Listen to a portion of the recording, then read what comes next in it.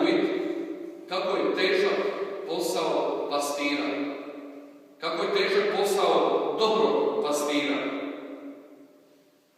Sad kad se sjetimo drevnih pastira, onda ćemo se sjetiti kako su radili još i teže poslove. Pa nisu imali često puta ni konja, ni psa, a opušli da im ne govorimo da im pomogne u poslu. Bili su sami i njihov je posao bio jako opasan. Kad se malo vratimo u povijest, antički pastiri posvetili su se svom stadu inspirirani baš ovakvim biblijskim pričama koji Bog govori o dobrim pastirima. Bog se posvećuje Izraelu kao pastir i rado ponavljam često psalam: Gospodin je pastir moj, ni u čem ja ne oskudjevam. Ako bi trebalo u tamnom kuduru i dolinom smrti proći, zla se ne bojim, jer ti si sa mnom. Vjerske vođe u Izraelu također žele biti pastiri svoga naroda. Žele zauzeti mjesto Boga na zemlji i sami sebe postavljaju kao pastire. Nažalost, ove izraelske vođe vidjele su kako su dobro pogriješili. Kad se dogodilo da su izraelski vođe postali loši pastiri, prorok Ezekijel govori u ime Božje. I ovako piše prorok Ezekijel: Sine čovječi, prorokuj protiv Izraelovih pastira, prorokuj i reci njima, pastirima, ovako veli Gospodin: teško Izraelovim pastirima koji pasu sami sebe. Ne treba li da pastiri pasu stado?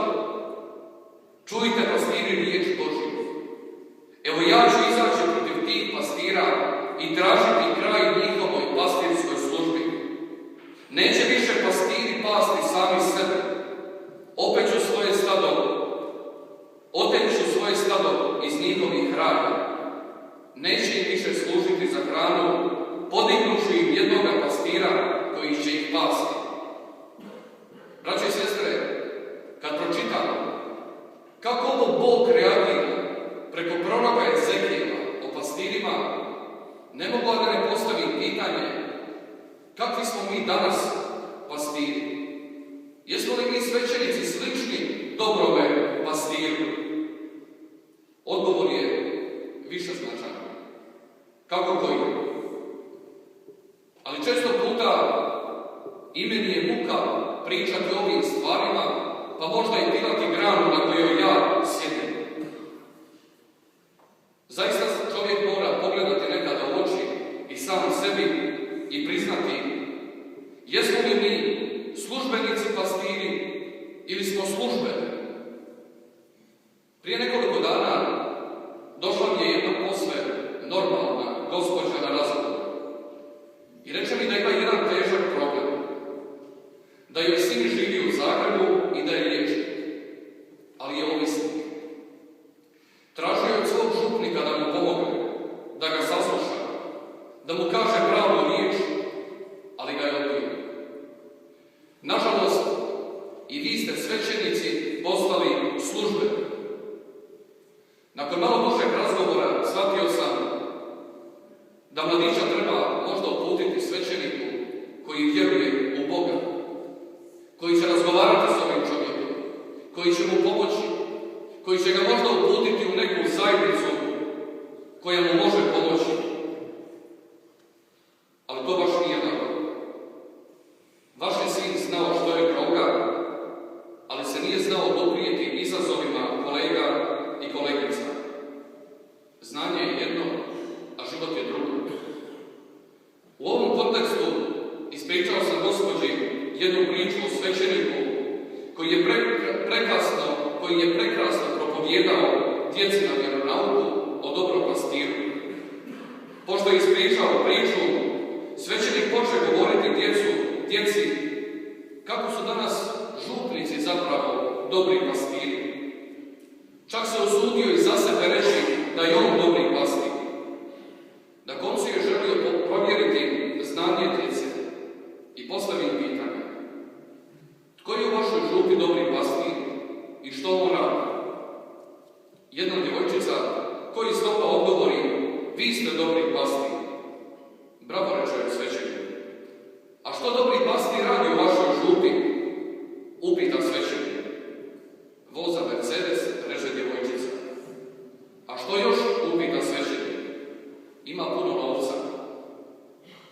Svećenik je zanjemio. Gotovo da nije vjerovao svojim ušima. Je li moguće da ljudi u mojoj župi imaju o meni ovako mišljenje? Djeca govore ono što vide. Djeca uvijek više vjeruju svojim očima nego svojim ušima. Djeca govore istinu i djeca primjećuju da ne napasam stav, nego da napasam sebe. Ako sam ja zaista takav, onda ja u ovoj župi nisam potreban. Nažalost, ja sam promašio svoj poziv. Ja moram nešto učiniti. Ili se ispričati narodu, ili tražiti premještaj. Ne znam na što se odlučio, nije mu bilo lako, ali ne bi se ni ja ugodno osjećao da sam u njegovoj koži. Braće i sestre, Isus nam daje primjer sebe kako biti dobar pastir. I on govori, ja sam dobri pastir, koji je spreman umrijeti za svoje ovce. Oni će slušati glas moj i bit će jedno stado i jedan pastir. Drugim riječima, Isus je ispunio proroštvo proroka Ezekijela. Kao i dobri pastir David, Krist se brine za slabe i nemoćne, liječi bolesti, traži zalutale i izgubljene ovce. Isus čini još više. On daje život svojim ovcama, pa čini još više. On se diže iz mrtvih i daje i život, i hranu, i kruh duhovni, kruh nebeski svojim ovcama. To je ono što se odnosi na Petra u djelima apostolskim. On kaže narodu da je snagom Kristovom ozdravio invalida. Petar poziva ljude da vjeruju u Isusa, da ih on izliječi duhovno, kao što je invalida izliječio tjelesno, da njih izliječi duhovno. To je ono što i govori Ivan u svojoj poslanici. On kaže da nas je Isus Ocu učinio svojom vlastitom djecom. Braći i sestre, što bi trebao biti naš odgovor na sve ovo? Prvo, trebamo biti zahvalni Isusu. Po njegovoj smrti i po njegovom uskrsnuću mi smo spašeni od vječne smrti i podiže nas u vječni život. I to je ono što Sveti Ivan piše. Dragi prijatelji, drago nam je sada da se djeca Božja, ali još se ne pokaza što ćemo biti. Ali mi znamo da kada se pojavi Krist, mi ćemo biti poput njega, jer ćemo ga vidjeti zaista kakav jest. Drugo, naš odgovor bi trebao biti jedna duboka otvorenost prema Isusu. Jer Isus je prisutan i danas u našoj sredini. On i danas nastavlja svoje djelo spasenja. Krist se i dalje brine za slabe. Krist i dalje liječi bolesne, zacjenjuje ranjenike, dovodi natrag zalutale i traži izgubljene. Sve ovo čini onima koji žele i dopuste da im ovo učini. Isus je zaista dobri pastir koji ga je obećao Bog. Isus nije samo položio svoj život prije 2000 godina za nas, nego Krist i dalje živi u našoj sredini i komunicira s nama svojim uskrsnim životom.